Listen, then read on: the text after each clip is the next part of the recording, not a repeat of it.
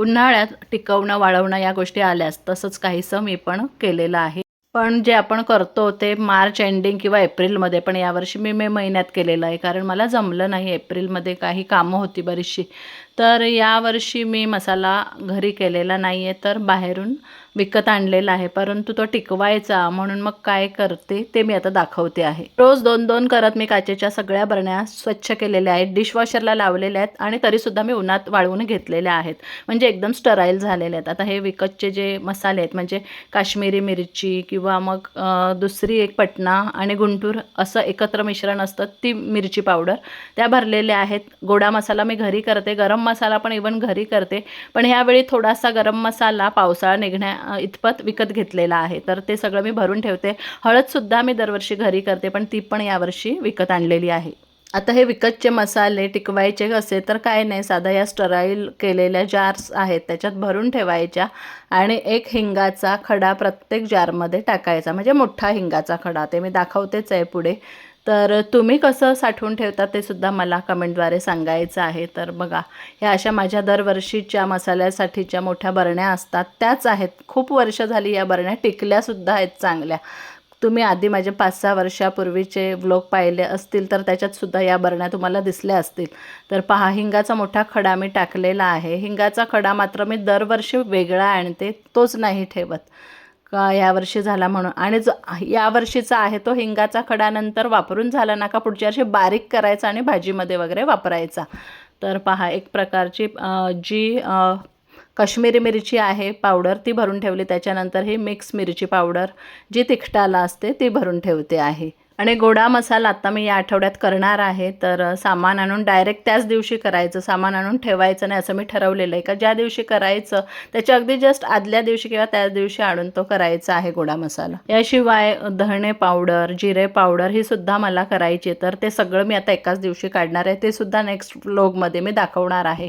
तर आता हे तर भरून झालेले. आता हे अगदी ड्राय ठिकाणी, म्हणजे जिथे आपल्याला सारखं मला उघडायला नाही लागत त्या कॅबिनेटमध्ये मी ठेवते आहे. पावसाळ्यात ना आलं खूप असं ओलसर असतं आणि त्याच्यावर ना छोटी छोटी चिलटं येत राहतात, तर ते नको वाटतं पावसाळ्यातलं आलं. मग मी काय करते, उन्हाळ्यातच आलं असं ड्राय करून ठेवते. तर ते आता बघूया.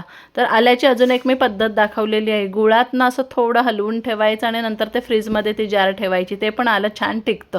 अगदी एक 3-4 वर्षापूर्वी ती मी पद्धत दाखवलेली. तर पहा, आलं मी धुवून घेतलेलं, स्वच्छ केलं, असं मोडून घेतलेलं आणि मग एक दिवस पूर्ण ते वाळू द्यायचं आहे घरातच, उन्हात ठेवायची काही गरज नाही. आणि मग पूर्ण त्याच्यातली मॉइश्चर निघून गेली ना का किसून घ्यायचं. हाताने किसाने, तर फूड प्रोसेसर आहेच आपल्या मदतीला. तर मी सगळं हे ना फूड प्रोसेसरमध्ये टाकते आणि अगदी सुकवायला फार असे कष्ट नाहीत, पटकन सुकतं आलं हे. तर अगदी आपलं ताज्या आल्यासारखा चहाला वास येतो, पण थोडंसं आपलं जे ओलं आलं आहे त्याच्यापेक्षा थोडंसं जास्त चहात टाकायचं. तर ही सगळी पावसाळ्यातल्या चहाची सोय आहे आमची. तर पहा, आता फूड प्रोसेसरला फटाफट होतं आहे हे. तर तुम्ही हे आलं हाताने किसत असाल ना, तर किसणीचा जो मोठे जे दात आहेत किंवा ब्लेड्स आहेत ना, त्याचा वापर करा. म्हणजे ते सुकल्यावर अगदी आळून जातं, अगदी बारीक होतं. तसं व्हायला नको म्हणून मोठे दात असलेलीच किसणी तुम्ही वापरायची आहे. अर्धा किलो आलं मी आणलेलं होतं मार्केटमधून, तर ते पहा असं झालेलं आहे. आणि आता हे मी ना जस्ट संध्याकाळचं ऊन येतं माझ्या बाल्कनीमध्ये, तर तिथे या 3 ताटांमध्ये ठेवलेलं आहे. तुम्ही नुसतं असं घरातच हवेवर ठेवाल ना तरी छान सुकून जातात. आता एवढी उष्णता वाढलेली आहे तर आरामात होऊन जातं. जर आता तुम्हाला आलं स्वस्त मिळत असेल आणि छान असं ड्राय मिळत असेल तर नक्की हे करून ठेवा. पूर्ण पावसाळ्यात आपल्याला हा आल्याचा चहा मस्त एन्जॉय करता येतो. तर पहा, झालेलं आहे आणि मी सगळा भाग घेतलेला आहे, सालासकट घेतलेलं हे आलं. तर आता झालेलं आहे आणि मी बरणीमध्ये आता भरून ठेवलेलं आहे. पावसाळ्याची सोय माझी झालेली आहे. या सगळ्या आपल्या कृत्रिम लागणाऱ्या गोष्टी आपण टिकवून ठेवतो, पण ही नॅचरल झाडं आहेत, ही ना उन्हाळ्यात खूप वाट लागते. तर ती कशी टिकवायची, तर पहा, आता इथे ना मिलीबग्स किंवा असं ना असं सफेद सफेद कापसासारखं काहीतरी रोग आलेला आहे या माझ्या झाडांवर. तुळस तर एवढी छान झालेली, पण त्याला ना असं खूप तो पांढरा रोग आलेला आहे आणि एका दिवसात ही माझी तुळस आहे त्याचा कलरच बदलला आणि सुकत आल्यासारखीच झाली. मग त्याच्यानंतर आम्ही ना एका दुकानातून एक त्याच्यावर कीटकनाशक आणलेलं आहे, ते मी तुम्हाला दाखवते. आता मी पहिल्या दिवशी ते फवारताना सुद्धा दाखवते आणि 3 दिवसांनी त्याचा नक्की काय उपयोग झाला आहे झाडांवर ते सुद्धा दाखवते तुम्हाला. तुळशीवरचा रोग मी आधी दाखवते. तुळशीला ना असं जे कोळ्याची जाळी असतात ना त्याप्रमाणे सुद्धा झालेलं आणि सफेद सफेद टिपके सुद्धा होते. म्हणजे काय तर तुळशीच्या पानांमधला स्टेममधला सगळा रस ना ही कीड आहे हे शोषून घेतं. तसंच पहा हे झाड आहे ना प्लांट, तर त्याच्यावर पण सेम तसंच झालं. याच्यावर असं कापसासारखं खूप आलं होतं. तर बरंचसं मी असं ब्रश नाही का काढून टाकलेलं आणि थोडंसं राहिलं ते तुम्हाला दाखवते. त्याच्यामुळे ते झाडसुद्धा खराब झालेलं आहे आणि त्या 2-3 झाडांवरच हा प्रकार झालेला आहे, सगळ्या झाडांवर नाही. टॅग एम्लिका नावाचं हे पेस्टिसाईड आहे, म्हणजे केमिकलच आहे, याच्यात काय ऑर्गॅनिक काही नाही आहे. त्याच्यामुळे ते डेंजरच आहे. तुम्ही हे करताना जर तुम्ही हे मागवलं आणि जर करत असाल मिक्सिंग वगैरे तर हँडग्लोव्ज वगैरे घाला, प्रिकॉशन्स घ्या. मी हँडग्लोव्ज घालूनच केलं आहे.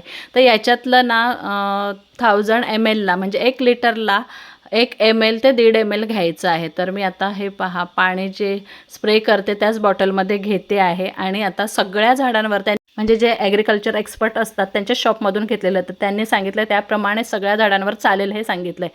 तर मी आत्ता सगळ्यावर स्प्रे करते आहे आणि 3 दिवसानंतरचा रिझल्टसुद्धा तुम्हाला दाखवते आहे.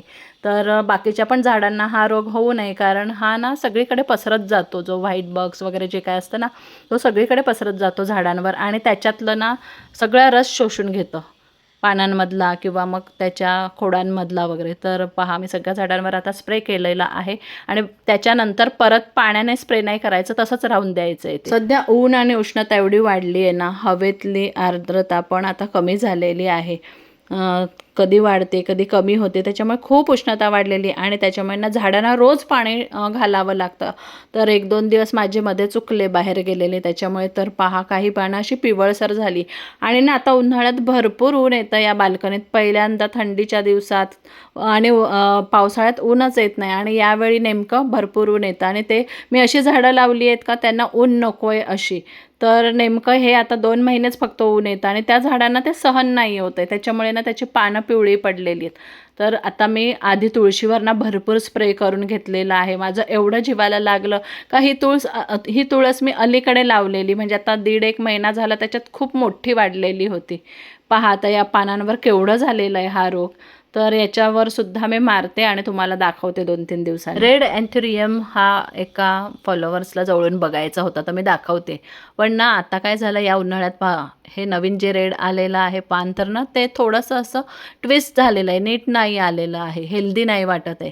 पण याच्यावर पण मग मी आता स्प्रे करते, ते कदाचित याच्यावर पण तो रोग आला असेल असं वाटतं. तर अशी 2 माझ्याकडे प्लांट्स आहेत, एक बाहेर बाल्कनीमध्ये आणि हे घरात ठेवलेलं आहे इंडोर म्हणून. ॲक्च्युली हे इंडोरच प्लांट आहे, तर याच्यावर पण मी करते. आणि दुसरं झाड आहे ना, तर ते मी तुम्हाला दाखवते, त्याच्यावर मी फवारलं पण नंतर ते आपोआप त्याची पानं अशी सुकल्यासारखी झाली, पण ते या औषधामुळे नाही झालेली आहेत, कारण हे दुसऱ्यावर मी फवारलं तर ते चांगलं राहिलं आहे. तर आता 3 दिवसानंतरचा हा रिझल्ट आहे.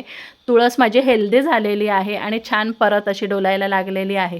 तर मी अजून त्याच्यावर साधं पाणी स्प्रिंकल नाही केलं आहे, म्हटलं राहू दे 2-3 दिवस. तर तुम्हाला जर हा प्रॉब्लेम असेल ना, तर हे जे मी औषध दाखवलेलं आहे टॅग एम्लिका, तर ते नक्की तुम्ही मागवा आणि या प्रकारे ना स्प्रे करा, नक्की त्याचा फरक पडतो. आहे केमिकलच आहे, पण आपल्याला कसं एखाद मोठा रोग असेल तर ॲलोपॅथीची गरज लागते, साधा असेल तर सावकाश बरा होतो, आयुर्वेदिक किंवा होमिओपॅथी करतो, त्याप्रमाणे हे आहे. आता काय करणार, एवढं मोठं त्याचं नुकसान होणार, त्याच्यामुळे मी हे केमिकलचं पेस्टिसाईड मागवलेलं आहे.